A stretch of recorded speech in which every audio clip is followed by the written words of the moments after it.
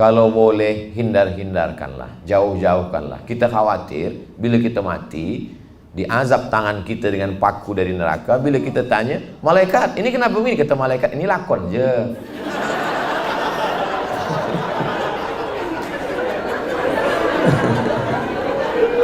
Jadi kalau boleh elak-elakkan. Bila ada yang tawarkan nak filem, baca dulu senario, baca tengok. Ni boleh. Saya ambil filem ni ustaz. Filem tentang apa? Tentang seorang isteri kena penyakit menular. Dia tak boleh sentuh. Bila dia sentuh, kata istrinya, jangan engkau sentuh aku sayang. Aku tak ingin kau mati sebab penyakit ini. Itu bolehlah, kita carilah.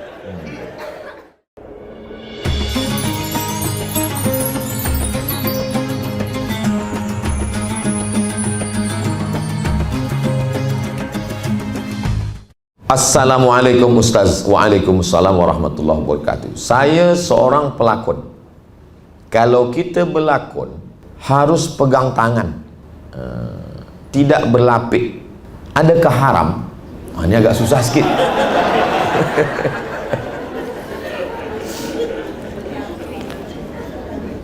Jadi saya berpegang kepada pendapat tidak menyentuh tangan perempuan yang tak mahram.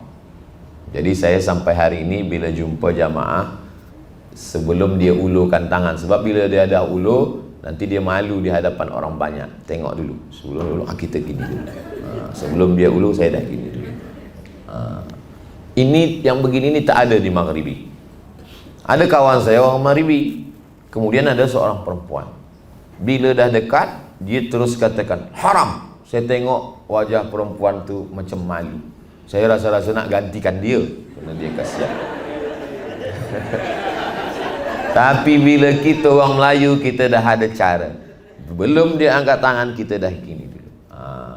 Kalau saya bukan setakat bersalaman, berfoto pun saya tak nak. Ambil gambar tak nak. Selama di Malaysia jangan tersinggung, jangan sakit hati. Bila ada perempuan, mesti ada lelaki kanan, kiri. Sebab apa? Sebab ada perempuan ambil gambar, nanti orang crop. Lepas tu keluar berita, Ustaz Somad berbini 3, 4. Alhamdulillah. Ini jadi fitnah. Tapi ini kan lakon Ustaz. Ini kan setakat dilakon saja. Lepas ini kan tidak. Kalau boleh hindarkanlah, jauh-jauhkanlah. Kita khawatir bila kita mati diazab tangan kita dengan paku dari neraka. Bila kita tanya, malaikat ini kenapa begini? Kata malaikat, ini lakon je.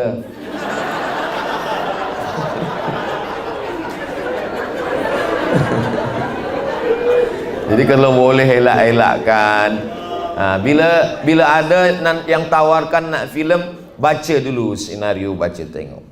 Ini boleh. Saya ambil filem ni ustaz. Filem tentang apa? Tentang seorang isteri kena penyakit menular. Dia tak boleh sentuh. Bila dia sentuh, kata istrinya, jangan engkau sentuh aku sayang. Aku tak ingin kau mati sebab penyakit ini. Itu bolehlah, kita carilah. Kita cari. Saya suka tonton filem-filem pendek yang dibuat orang Cina, orang Vietnam, orang Thailand tu banyak. Dia tak ada agama tapi dia sentuh hati. Dulu ada viral filem tentang seorang yang punya kedai runcit, ada CCTV, tiap malam ada orang tidur di situ lalu dia halau. Dia marah tiap pagi. Apalah kamu tidur depan kedai saya? Apa? Satu hari dia menangis. Rupanya orang itulah yang menyelamatkan kedai dia. Hati tersentuh. Kenapa kita tak boleh buat filem? Kenapa filem yang kita buat ni mesti ada pegang tangan, pegang pipi, pegang kepala? Ni kalau pun filem, pilih-pilihlah. Orang tua boleh tak apa. Ustaz Somad kata dia tak ada pegang tangan tu, saya tengok ada dia pegang tangan. Orang tua. Aduh, saya tua. Tapi nampak muda Ustaz itu. Nampak saya dari jauh tua, rupanya muda. Jadi kita pandai-pandailah memilih, sebab azab ni dia tak tengok lakon ke tak lakon. Mudah-mudahan Allah menyelamatkan kita semua insya-Allah. Bagi orang yang nak berhijrah kepada Islam, macam mana kita tahu yang agama Islam tu adalah yang paling sahih dan betul kalau dibandingkan dengan yang lain-lain?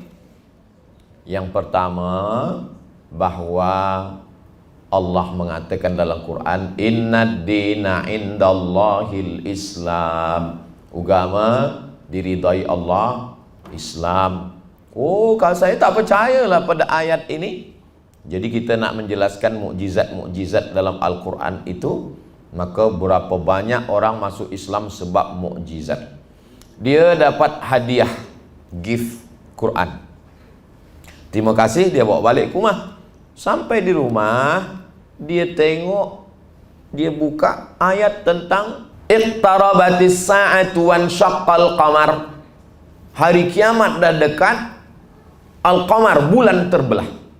Bila dia buka Quran tentang ayat itu, dia tonton di televisyen, di TV, berita tentang NASA Amerika menemukan bahwa bulan pernah terbelah. Ada jurang yang dalam, bulat, seakan-akan bulan pernah terbelah. Dia tonton TV, dia tengok itu. Sebab itu dia masuk Islam. Jadi mukjizat akhir, Allah berjanji, sanurihim ayatina, kami akan tunjukkan ayat-ayat tanda-tanda kebesaran kami. Jadi bila kita cakap Islam ni agama yang betul, mana betulnya Islam? Pokok betul lah. Kalau tak betul, tak ada. Jangan banyak tanya. Banyak tanya ini masuk neraka nanti. Islam di akhir zaman ini nanti orang akan masuk Islam sebab kebenaran-kebenaran. Sanurihim ayatina fil afaq. Kami akan tunjukkan di semesta alam bahwa Islam ini benar. Dari mana? Dari bukti yang ada di dalam Al-Quran. Membasuh bekas jilatan anjing pakai air tanah. Apa guna air tanah ni? Sabun dah ada, sampo dah ada, alkohol dah ada. Kenapa guna air tanah? Tahun 1999 ada seorang pakar mukjizat Al-Quran dan Sunnah datang ke Kahirah. Situ dia tunjukkan bahwa bakteri yang ada di dalam air liur anjing dan babi, mohon maaf, khinzir, tak mati disebabkan oleh sabun, sampo dan apapun. Dia hanya mati ada bakteri yang dari air tanah. Itulah maka disiram. Orang putih, orang barat, Europe, Amerika melihat itu, mereka setengahnya bersyahadat. Sebab dari mana ilmu ini datang kalau bukan dari Allah Subhanahu wa ta'ala. Itu maka anak-anak kita, silakan dia belajar kemanapun, nanti dia akan menemukan kebenaran, dia akan sampaikan, semua akan menerima Islam kerana ilmu, kerana akhlak. Inna fi khalqis samawati, penciptaan langit, wal ardi, penciptaan bumi, waqtilafil laili wan nahar, perputaran siang dan malam, la ayat, itu semua ayat-ayat. Jadi bila kita membaca ayat surah Yasin, surah Al-Fatihah, itu bagi orang yang dah Islam, bagi orang yang dah hijrah. Bagi yang belum, dia nak menengok mana ayat-ayat kauniyah alam semesta. Maka wa banaina fawqakum sab'an shidada, kami bina di atas kamu ada 7 lapis langit. Orang Amerika meneliti, rupanya di atas ni ada batu besar yang akan menyerang bumi. Tapi batu besar ni meteor, manakala dia mendekati bumi, dia sama macam ais yang diletakkan di atas kuali yang panas. Mengecik, mencair, hilang, tak sampai ke bumi. Meteor tak sampai ke bumi sebab apa? Sebab ozon, lapisan ozon 7 lapis. Bila dia baca, Allahu Akbar, 7 lapis. Dari mana Nabi Muhammad tahu 7 lapis? Bainahuma barzakhun la yabghiyan, antara air laut Selat Melaka dengan air sungai yang ada di semenanjung, la berian, tak berjumpa. Kalaulah air laut itu masuk ke sungai yang ada di semenanjung, maka matilah kita semua. Kita boleh hidup 3 bulan kalau tak ada nasi. Kita boleh hidup 3 hari saja kalau tak ada air. Kita hanya hidup 3 detik kalau tak ada harapan. Maka orang yang putus harapan, cepat dia mati. Maka air tawar tidak masin. Sebab apa? Sebab Allah jaga ada yang disebut dengan bainahuma barzakhun, ada pemisah, sehingga air yang ada di laut tak masuk ke sungai kita, tak masuk ke tanah kita. Siapa ini? Dia baca dalam Quran. Jadi orang yang mencari Islam ini, dia akan terbuka hidayah manakala dia baca-baca ini semua. Ghulibatir Rum, pasukan Rum dikalahkan. Di mana? Fi adnal ardi, di bumi yang terdekat. Pasukan Rum dikalahkan di bumi yang terdekat, maksudnya adalah Dead Sea, laut mati di Jordan. Dulu orang memahami laut yang terdekat ni maknanya dekat dari Mekah, dekat dari Madinah. Rupanya ada makna lain sekarang. Bumi yang paling rendah dari permukaan laut. Dari mana Nabi Muhammad tahu tentang itu? Dia tak pernah belajar. Saya berdua dengan seorang doktor. Doktor ni dia masalah kandungan. Kami bacakanlah ayat, manusia dari nutfah berubah menjadi alaqah, dari alaqah berubah menjadi mudghah, dari mudghah ini membalut tulang, dari tulang ini nanti menjadi manusia yang sempurna. Lengkap dalam hadis, 40 hari dalam bentuk nutfah, 40 hari dalam bentuk alaqah darah, 40 hari dalam bentuk daging. Daging tadi membalut tulang, menjadi makhluk yang sempurna. Rupanya dokter ini pernah jumpa seorang pakar dari Amerika tentang masalah kandungan janin. Dia tanya, Nabi kami 14 abad silam, 1400 tahun lampau, dah tahu proses dari mulai nutfah menjadi alaqah menjadi mudghah. Kata dia, mungkin Nabi kamu tu dah punya teleskop. Sebab mereka tak tahu. Tapi bagi kita mudah saja. Dari mana ini? Wa ma yantiqu 'anil hawa in huwa illa wahyun yuha. Nabi bicara bukan ikut hawa nafsu, tapi dari Allah Subhanahu wa taala. Jadi puan-tuan, sahabat-sahabat yang ada di seni ini amat sangat boleh bercerita, baca buku, bawa para ulama, buatkan filem tentang ini dengan bahasa kelembutan, bukan dengan pedang, bukan dengan marah, tidak dengan tazkirah, tapi dengan menonton mereka. Oh, inilah ilmu pengetahuan. Itu hanya boleh dilakukan oleh orang-orang yang berilmu, dan ilmu inilah yang kita sebarkan. Terbuka hidayah. Ayyahdiyallahu bika rajulan wahidan. Satu orang dapat hidayah, khairum minad dunya wa ma fiha. Lebih baik daripada dunia dan seisinya. Jadi tuan-tuan banyak punya follower, viewer, subscriber. Ini semua akan tengok. Bila dia tengok, oh ini orang yang kami sukai, kami ikuti, dia dekat dengan Allah, dia sembahyang. Masya Allah. Jadi kalau ada orang, saya tak sukalah tengok pelakon itu, bila sembahyang dia posting baik. Sebab apa? Sebab banyak orang sembahyang bukan sebab tazkirah khusus sama, masuk neraka. Kata dia, iya kalau neraka tak ada. Kalau tak ada, dia tak percaya. Tapi bila dia tengok pelakon yang dia suka sembahyang, dia sembahyang, aku kenapa tak sembahyang? Posting lah. Tapi saya baru sembahyang Jumaat aja Ustaz, tak apa. Tahap awal. Ada banyak peraturan dan atur cara dalam agama Islam, dan hati kita rasa tersekat untuk ikuti dia. Macam mana ni Pak Ustaz? Bila kita belum masuk, kata setan, Islam ni susah lah. Dia mesti mandi, mesti wudu, mesti tayamum, ada pula sembahyang subuh, zuhur, asar, maghrib, isyak. Setan memang macam itu. Bila kita dah sembahyang, setan akan risaukan pikiran kita dalam sembahyang itu.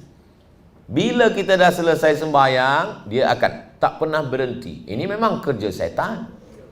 Setan belum pension lagi. Jadi memang la atiyannahum min baini aydihim, aku akan datang dari depan, wa min khalfihim, dari belakang, wa an aymanihim, dari kanan, wa an syama'ilihim, dari kiri, alladzi waswisu fi sudurin nas, waswisu, berbisik-bisik.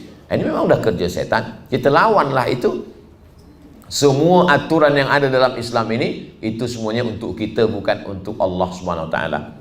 Bersih. Jadi rupa-rupanya orang-orang yang bersih itu, bila dia pergi ke restoran, dia basuh tangan, dia basuh muka.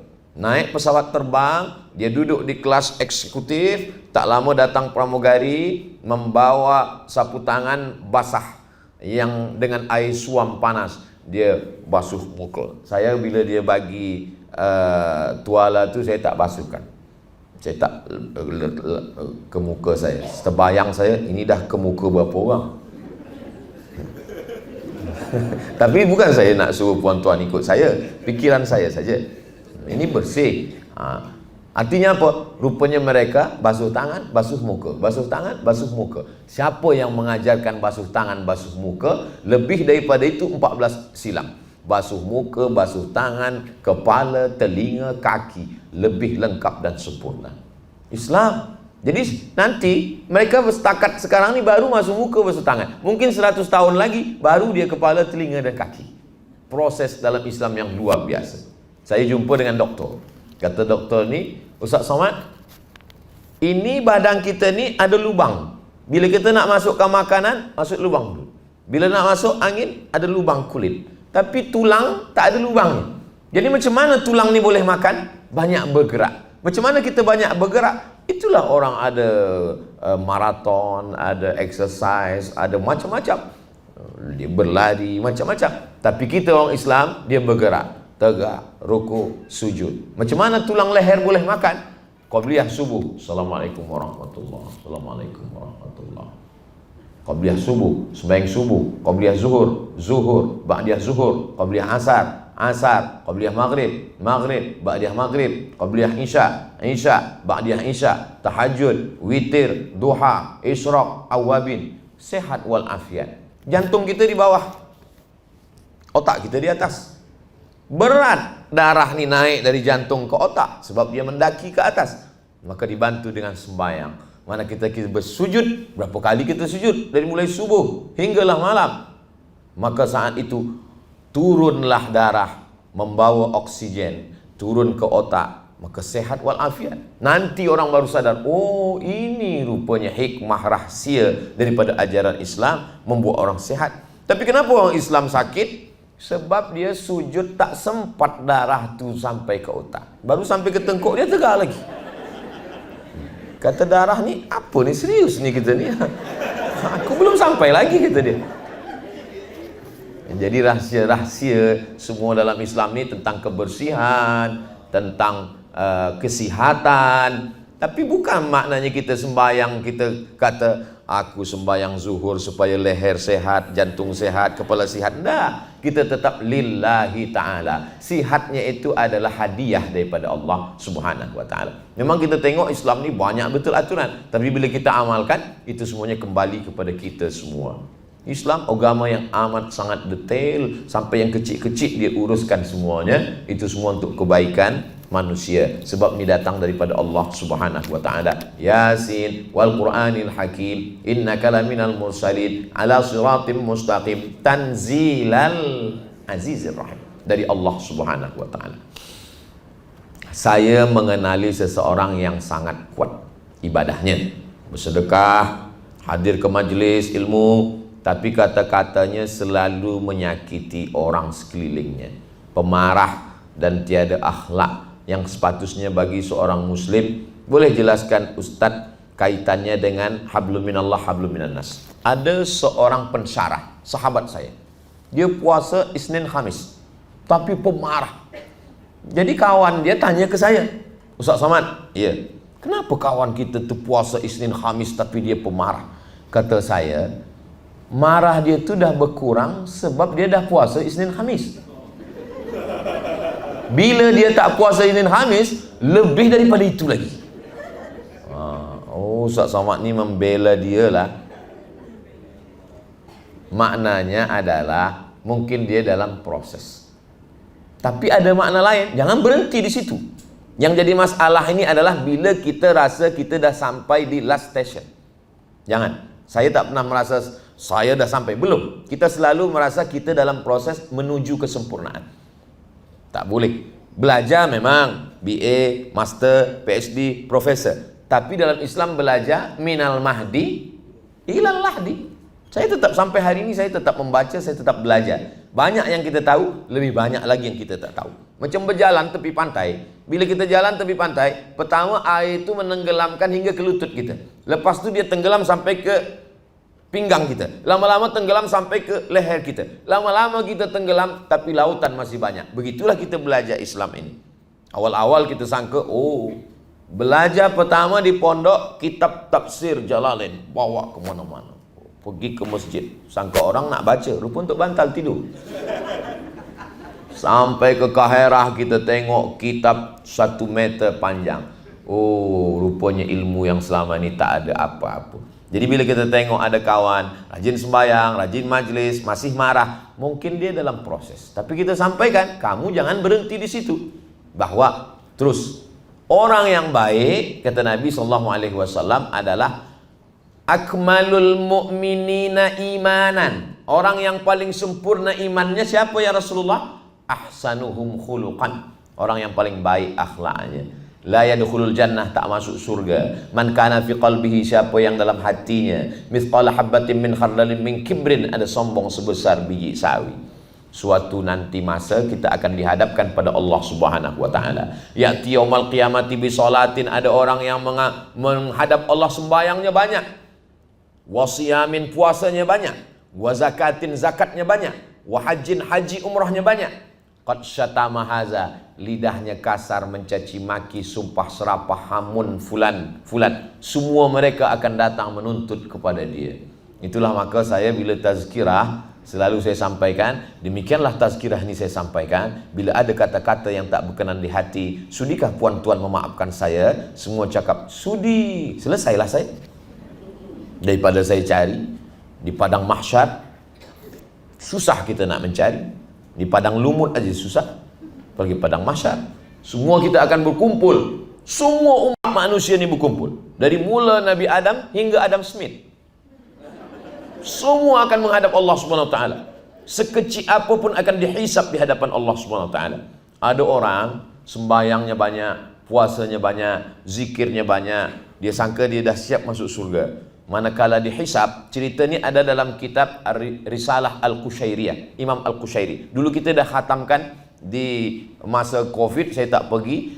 Saya sebelum Covid hingga sekarang 3 tahun setengah tak ke Kuala Lumpur. Inilah first time pertama kali lepas Covid. Satu kita di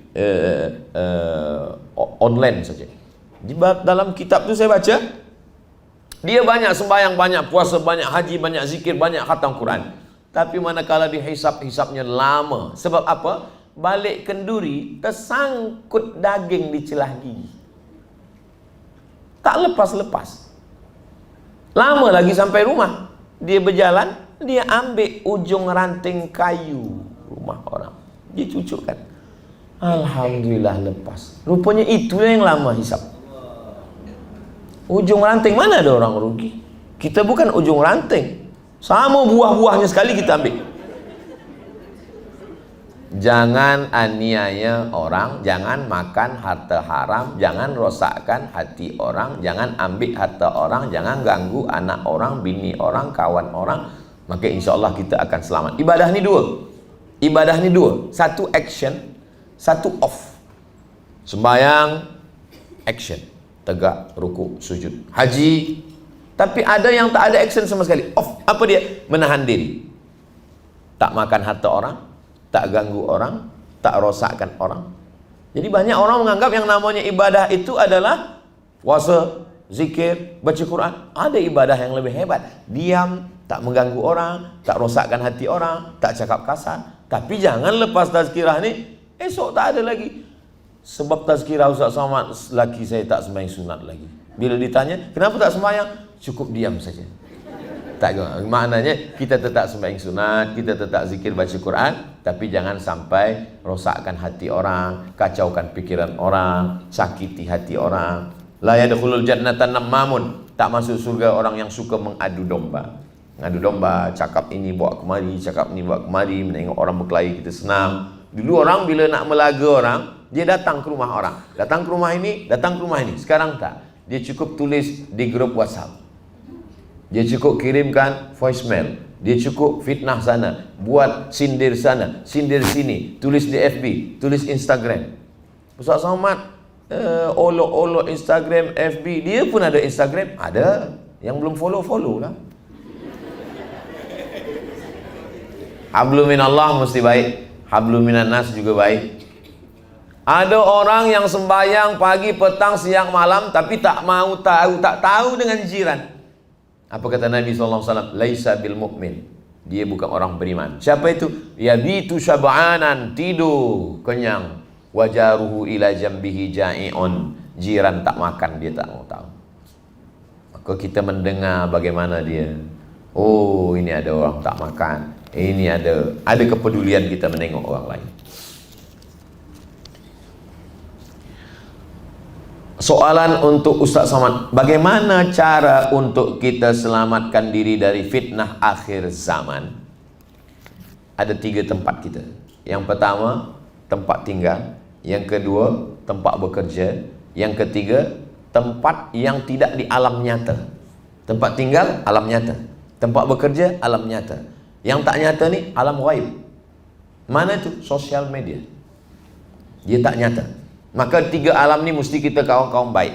Di tempat tinggal kita, alhamdulillah Ustaz Somad, tempat tinggal kami ni dekat surau. Baik.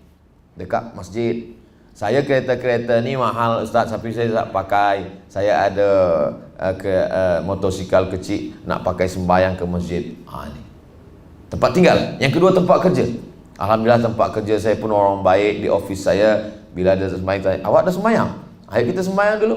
Jom kita pergi. Ini alhamdulillah. Yang ketiga adalah tempat kita. Siapa kawan-kawan kita di Facebook, siapa kawan kita di Instagram, siapa yang ada di grup-grup WhatsApp. Maka kalau ini selamat, maka fin akhir zaman kita selamat. Kalau kita ada kawan yang menasehati kita, dia tegah kita dari perbuatan yang tak baik, pegang dia sampai mati, jangan lepaskan. Sebab apa? Sebab susah nak dapat kawan lagi macam ini. Kita tak, sekarang ni, kalau zaman dulu mesti datang ke masjid, dengar tazkirah. Hari ni kita boleh ulang-ulang tazkirah, kita boleh cut video panjang, boleh kita tonton, boleh kita dengar. Maka insya Allah di zaman moden akhir zaman ini, jalan ke surga mudah. Tapi jangan lupa, ke neraka lebih mudah. Maka kita kena berhati-hati. Cara terbaik untuk ibu bapa mendidik anak-anak di zaman sekarang yang penuh dengan cabaran, memilih guru yang baik. Guru yang pertama adalah ibunya. Tapi kami ini bukan dalam proses memilih lagi, Ustaz. Kami dah dapat, jagalah yang ada tu. Jaga dia baik-baik. Lepas itu dia didik anak dengan baik. Dia bacakan solawat, dia bacakan sembahyang, dia ajak sembahyang. Lepas itu kita bagi contoh. Anak-anak ni tak boleh kita suruh saja baca Quran, baru sembahyang. Dia baca Quran. Ayah tak sembahyang. Ayah dah tua dah. Jadi dia nak tengok contoh. Dia nak tengok macam mana kita sembahyang, macam mana baca ayat, macam mana ambil sembahyang. Siapa yang masih ingat bila last kali bagi tahu anak begini cara berwuduk, air mesti sampai siku. Macam mana masukkan jari ke lubang telinga, ini bagian dalam, ini yang di daun telinga. Macam mana celah-celahkan kelingking masuk ke kaki supaya ada basah. Macam mana bunyi ra, macam mana bunyi ha, macam mana qalqalah, macam mana idgham, macam mana dha, macam mana jim. Kita mengajar. Baru selepas tu kita bagikan ke guru mengaji. Saya tak pandai betul, ini guru mengaji, masukkan tadika Islamik dekat rumah atau di pondok tahfiz Quran. Selepas itu bila dia dah besar, nak masuk ke universiti, terbanglah sejauh mata memandang. Di hari petang dia akan pulang, dia dah tahu ke mana tempat dia. Bila kita dah didik dia, lepas tu kita lepas tanggungjawab di hadapan Allah. Mudah-mudahan semua anak-anak kita baik-baik, soleh-solehah. Kullukum ra'in, setiap kamu adalah pemimpin. Wa kullukum mas'ulun ar-ra'iyati, setiap ayah akan ditanya di hadapan Allah. Itu maka ayat untuk lelaki. Ya ayyuhalladzina amanu, hai lelaki, hai suami, qu anfusakum, jaga dirimu, wa ahlikum, istrimu, nara, dari api neraka. Jadi dari lelaki ni memang dia warisan 2 kali bagian perempuan. Bukan berarti Islam ni tak adil, tapi dia ada tanggung jawab. Lelaki yang membagi nafkah, lelaki yang membagi nasihat. 5 hak perempuan terhadap lelaki: makan, pakaian, tempat tinggal, pendidikan, perhatian. Wajib bagi lelaki.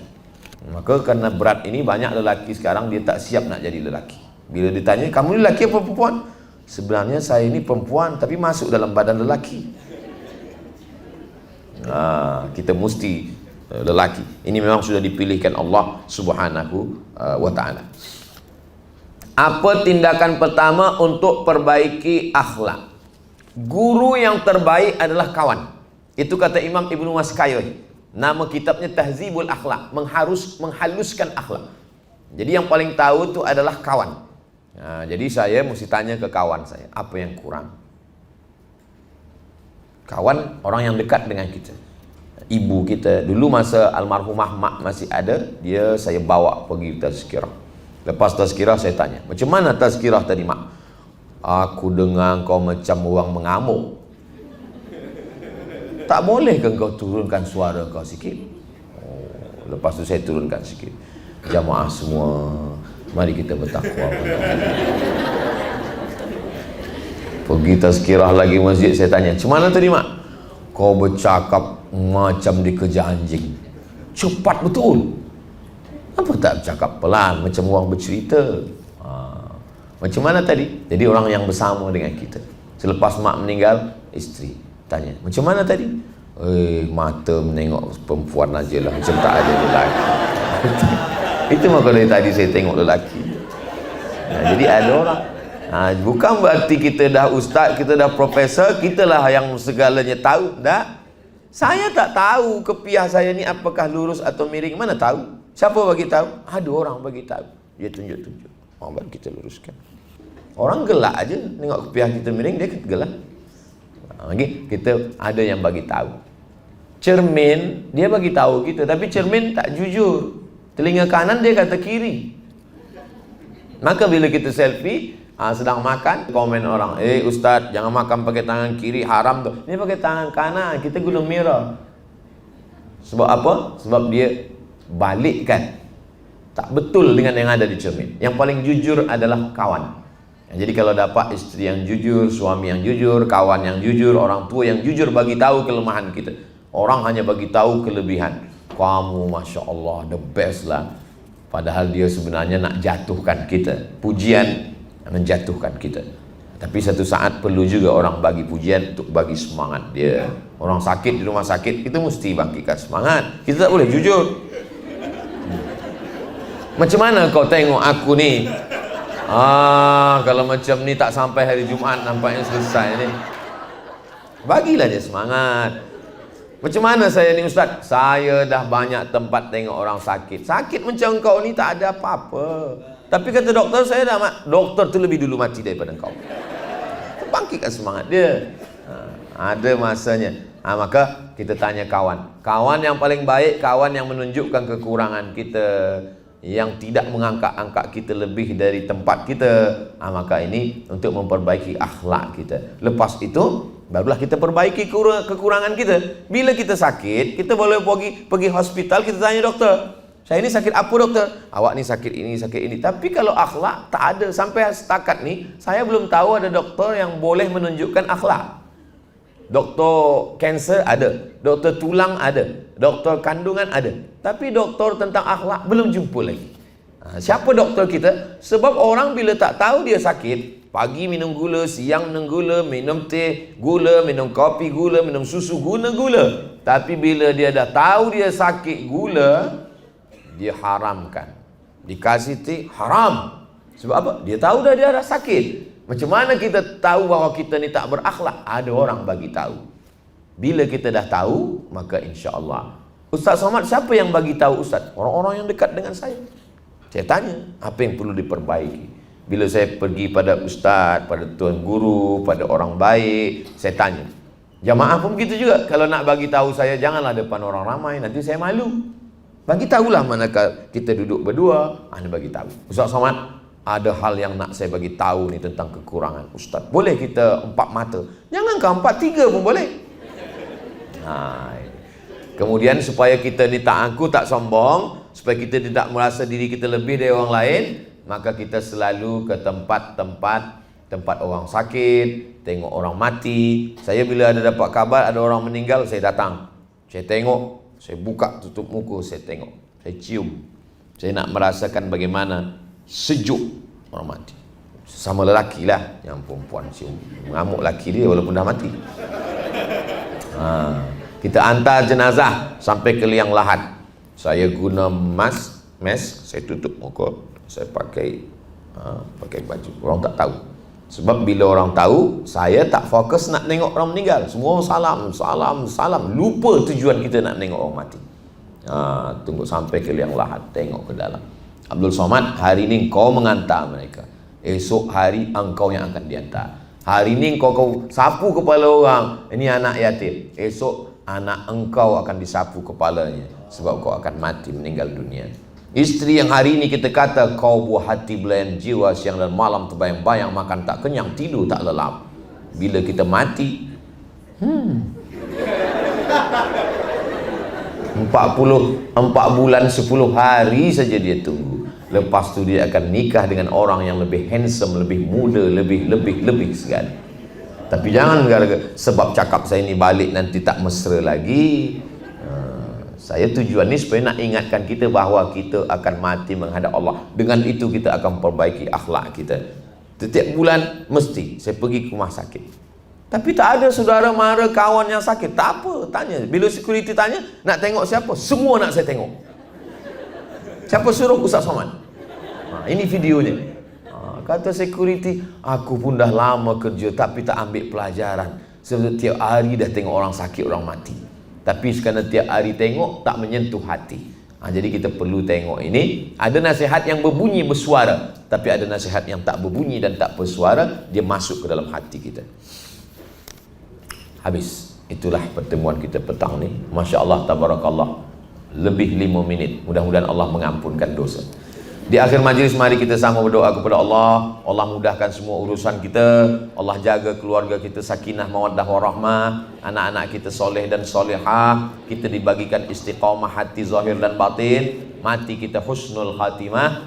Kita bersama Rasulullah SAW. Untuk niat yang baik ini Al-Fatihah. A'udzubillahi minasyaitonirrajim. Bismillahirrahmanirrahim. Alhamdulillahirabbil alamin arrahmanirrahim maliki yaumiddin. Iyyaka na'budu wa iyyaka nasta'in. Ihdinas shiratal mustaqim, shiratal ladzina an'amta 'alaihim ghairil maghdubi 'alaihim waladdallin. Amin. Allahumma inna nas'aluka salamatan fid din. Selamatkan kami dalam agama kami ya Allah. Wa afiatan fil jasad. Sehatkan badan kami supaya kami boleh beribadah. Wa ziyadatan fil ilmi. Tambahkan ilmu kami supaya betul amal kami. Wa barakatan fil rizqi. Berikan berkah pada rezeki kami supaya kami boleh berwakaf, berinfak dan bersedekah. Wa taubatan qablal maut. Dosa kami banyak, berikan kami taubat sebelum mati. Wa rahmatan indal maut. Mati itu sakit, berikan kami kasih sayangmu saat kami mati. Wa maghfiratan ba'dal maut. Berikan kami ampunan selepas mati. Allahumma hawwin alaina fi sakaratil maut. Ringankan kami manakala melalui sakaratul maut. Wan najata minan nar. Selamat dari api neraka. Wal afwa indal hisab. Maafkan silap salah dosa kami manakala nanti kami akan dihisab, dihitung kira di hadapanmu ya Allah. Allahumma ja'al hadzal balada baladan amina. Jadikan negeri tempat kami hidup ini negeri yang aman, negeri yang damai, negeri yang baik. Baldatun thayyibatun wa rabbun ghafur. Rabbana fir lana dzunubana, ampunkan dosa kami. Wali abaina, ayah kami. Wali ummahatina, mak kami. Wali azwajina, pasangan hidup kami. Wali dzurriyyatina, anak cucu keturunan kami. Waliman ahsana ilaina, orang-orang baik yang pernah buat baik pada kami tak sempat kami membalas kebaikan mereka. Waliman hadarana, semua yang hadir di majlis sembang baik, sembang ilmu bersama orang-orang seni ini ya Allah. Rabbana atina fid dunya hasanah wa fil akhirati hasanah wa qina adzabannar wa adkhilnal jannata ma'al abrar. Masukkan kami ke dalam surga bersama orang-orang baik, bersama Nabi Muhammad sallallahu alaihi wasallam.